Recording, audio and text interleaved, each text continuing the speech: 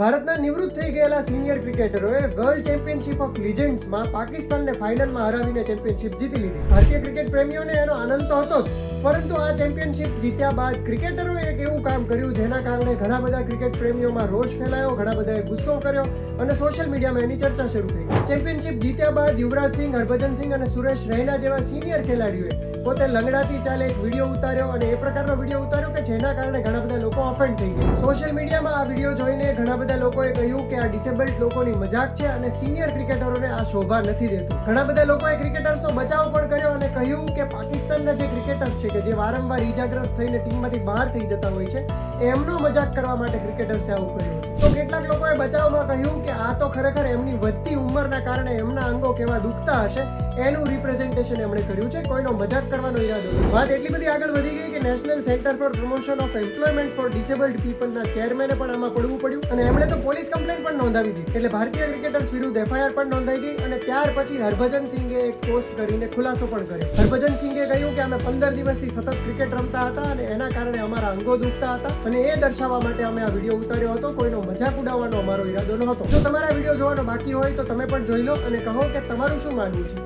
આ ખરેખર દિવ્યાંગોની મજાક ઉડાવવા માટેનો વિડીયો બનાવવામાં આવ્યો કે પછી ભારતીય ક્રિકેટર્સે પોતાની જ મસ્તી કરવા માટે આવો વિડીયો બનાવ્યો?